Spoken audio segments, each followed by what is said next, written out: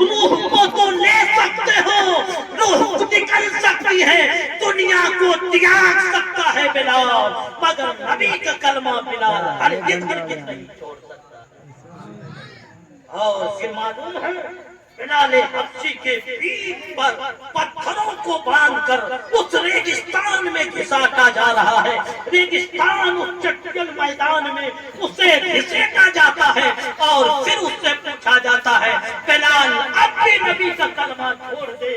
بلال حبشی کہتے ہیں اے لوگوں یاد رکھنا، بلال مر سکتا ہے مگر نبی پر جو کلمہ، نبی پر جو کلمہ پڑھ کر مسلمان ہو گیا ہے، اس ایمان کو تم چھین نہیں سکتے۔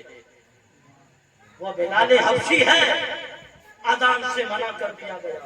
بلال حبشی کو بڑی تکلیف ہوتی ہے، شدت کی چوٹ لگتی ہے، دل میں چبھن پیدا ہوتی ہے۔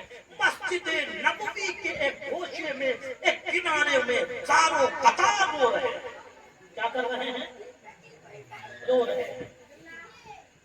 اللہ کو یہ ادا اتنا پسند آیا، اتنا پسند آیا کہ اللہ نے فرمایا ہے سورج سن، آج تم وقت متعینہ پہ نہیں نکلے گا، آج تم اپنی گردش کو روکو، اپنی رفتار کو روکو، آج گردش نہیں کرنی ہے، چکر نہیں لگانا ہے، رک جا۔ سورج چڑھ گیا، اب سورج چل ہی نہیں ہے کہ رات کٹے گی، لوگ سوتے سوتے اٹھتا گئے، تھک گئے، کربٹیں بدل گئے، ادھر سے ادھر ہو رہے ہیں، پریشان ہیں، نیند میں نیند لے لی، آنکھیں تھک گئی، جسم تھک گیا، آج صبح کیوں نہیں ہو رہی ہے؟ آئے صحابہ کرام دوڑے، یا رسول اللہ کیا بات ہے؟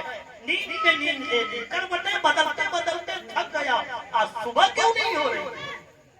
مصطفیٰ جان رحمت سجدے میں جاتے ہیں، عرض کرتے ہیں مولا تبارک و تعالیٰ، اے رب تبارک و تعالیٰ، آج سورج کیوں نہیں نکل رہا تھا؟ ہاں نہیں نکلے گا۔ اے پروردگار عالم کیوں نہیں نکلے گا؟ لوگ کہتے ہیں نبی کو پیٹ پیچھے کی خبر معلوم ہے، لوگ کہتے ہیں نبی کچھ نہیں جانتے۔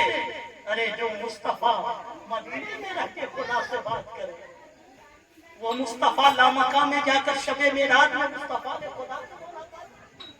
عجیب بے عقلا سب لوگ ہیں، بہت سارے لوگ کہتے ہیں کہ نبی سوئے میں معراج میں گئے، کوئی کہتے ہیں کہ روح معراج میں گئی۔ خلاصہ تو یہ ہے کہ نبی جاگتے میں گئے، جسم کے ساتھ گئے، روح نہیں گئی، جسم گیا۔ سمجھ رہے ہیں آپ میری بات؟ ارے اتنی بات کہیں اور کر دیتا تو پتہ نہیں کیا ہنگامہ ہو جاتا۔ آپ لوگ اتنا اسٹیڈ ہے، سستائے ہوئے ہیں، لگتا ہے کہ بہت زیادہ تھک کر کام کاج کر کے آئے ہیں کیا؟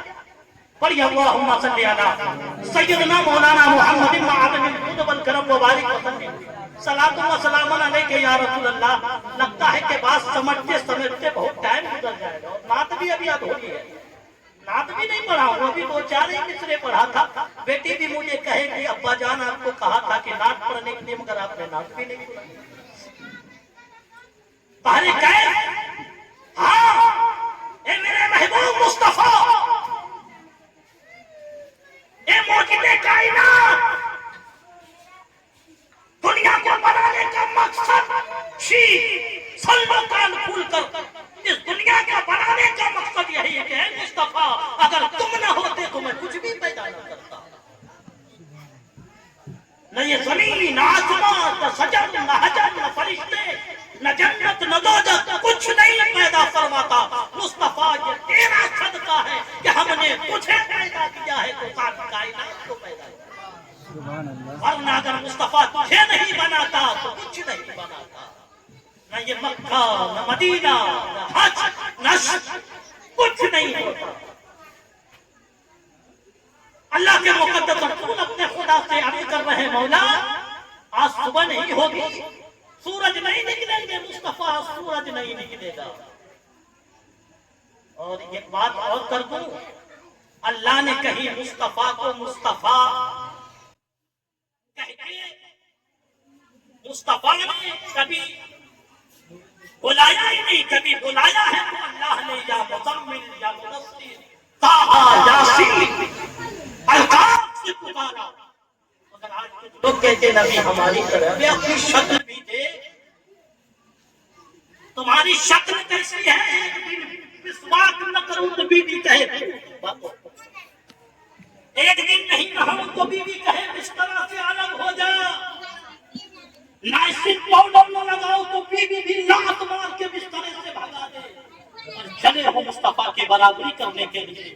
مصطفیٰ جانے رحمت کا جسم کا حال یہ ہے، قسم خدا کی نبی کے جسم پہ نبی کبھی مچھر بیٹھا ہے نہ مکھی بیٹھی۔ سبحان اللہ سبحان اللہ۔ نبی کے جسم پہ مکھی نہیں بیٹھتی، مچھر نہیں بیٹھتے، اور نبی جب